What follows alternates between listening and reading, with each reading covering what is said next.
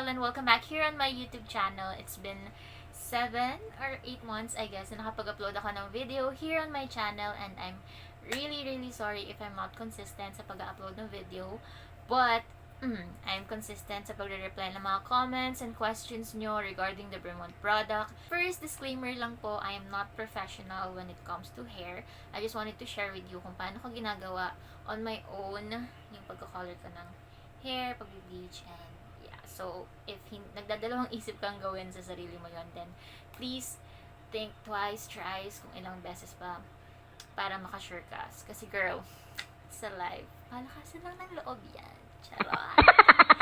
Anyway, mag-start na tayo by bleaching my hair.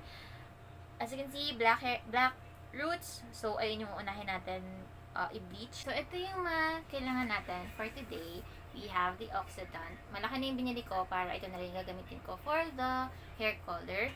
And this one is the bleaching powder. Nalagay ko na lang sa side yung mga prices nila kung magkano ko sila nabili. And ito naman yung color na gagamitin natin. This is Ash. Yep, Ash. Dalawa yung binili ko for my hair. Ayan. So, yun guys, nakapag-mix na ako ng bleaching powder and oxidant. So, 1 is to 2. 1 ng bleaching powder and then 2 ng oxidant. So, kung naguguluhan ka, like for example, 60 ml yung nilagay mong powder, kailangan dalawang 60 ml yung nalagay mo din na oxidant.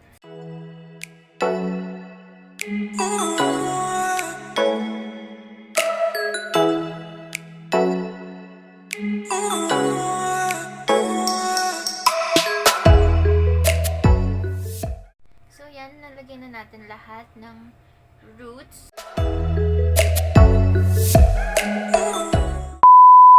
So, there guys, katatapos ko lang siyang banlawan and napatuyo ko na rin siya para mag-proceed na tayo sa second bleach. And as you can see, hindi siya ganun ka-light kasi sobrang saglit lang natin siyang binabad kasi nga mag-bleach pa naman tayo for the second time. Okay?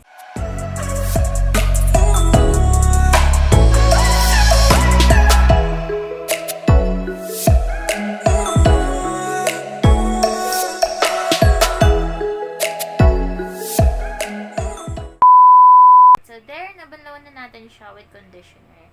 Hindi ko siya nabanlawan with purple shampoo kasi wala silang stock. Pero kung may purple shampoo kayo, much better. Nakikita nyo naman, hindi siya pantay sa roots natin kasi nga black pa to nung una. Hinabol lang natin yung pagka-bleach niya. But yeah, anyway, it's still good. Magiging maganda pa rin yan once na nilagay na natin yung color.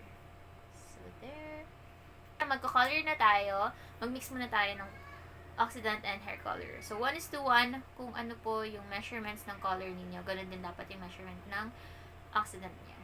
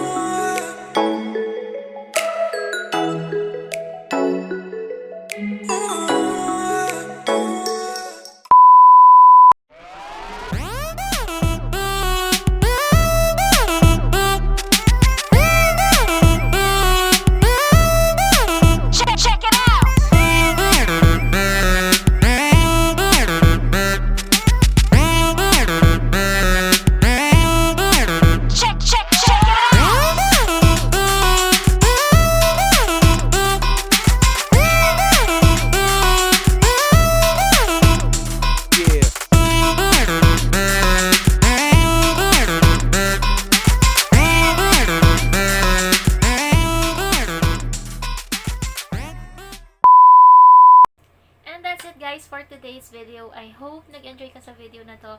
And if you do, please give it a thumbs up and don't forget to subscribe to my channel. If you guys have questions and suggestions, feel free to ask me on the comment section below. Everyday ko po yan chine-check. And yeah, don't forget to follow me on all my social media accounts at SLR Rizabal on Facebook, Instagram, and TikTok. So that's all. Thank you. Thank you. Bye.